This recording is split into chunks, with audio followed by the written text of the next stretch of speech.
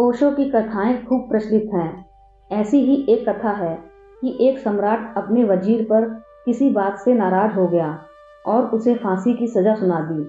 लेकिन जिस दिन वजीर को फांसी लगने वाली थी, अचानक वह एक शानदार घोड़े पर सवार होकर घर वापस लौट आया।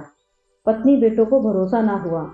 उन्होंने पूछा, यह चमत्कार कैसे हुआ? वजीर ने कहा, चमत्कार ही समझो। राज्य का नियम है कि फांसी के घंटे भर पहले सम्राट कैदी से मिलने आते हैं, तो महाराज मुझसे भी मिलने आए। मैंने सोचा, फांसी से बचने के लिए एक आखिरी दाव लगाना बुरा नहीं। मैं फपक फपक कर रोने लगा। सम्राट ने कहा कि तुम एक बहादुर आदमी रहे हो, तुमने अनेक युद्ध किए, तुम भी रोओगे, यह मैं सोच नहीं सकता था। मैंने कहा, मैं मौत सामने देखकर नहीं रो रहा हूँ, मैं तो आपके घोड़े को देखकर रो रहा हूँ जो आप बाहर बांध कर आए हैं। वजीर ने राजा से आगे कहा, मैंने एक कला सीखी थी।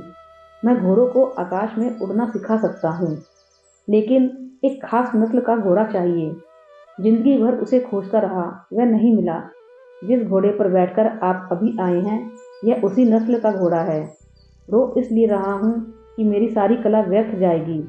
घंटे भर बाद मुझे मरना है, मेरे साथ ही यह कला खो जाएगी। सम्राट लोभी था। उसने सोचा कि अगर उसके पास उड़ने वाला घोड़ा हो तो जगत में उसका कोई मुकाबला ही नहीं होगा। उसने वजीर से पूछा, कितना समय चाहते हो? वजीर ने कहा, 1 साल में इस घोड़े को उड़ना सिखा दूंगा।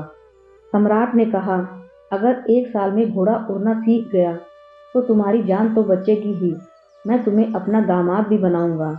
लेकिन अगर 1 साल बाद भी घोड़ा उड़ना न सीख पाया तो तुम्हारी फांसी पक्की। अब वजीर की बीवी छाती पीट पीट कर रोने लगी कि यह तुमने क्या किया? मुझे भली भांति पता है कि ऐसी कोई कला तुम नहीं जानते। वजीर ने कहा, वह तो मुझे भी पता है, लेकिन साल भर में कुछ भी हो सकता है। घोड़ा मर जाए, सम्राट मर जाए, या मैं मर जाऊं, या कौन जाने घोड़ा वाकई उड़ना सीख जाए। साल भर बहुत लंबा वक्त है और दुनिया में चमत्कार तो घटते हैं। तात्पर्य यह है कि थोड़ा धीरज हो तो कुछ भी संभव हो सकता है। यह आशावादिता, दृढ़ भरोसा हवाओं के रूप बदल देता है। वर्तमान का आनंद लो और खतरों से खेलो।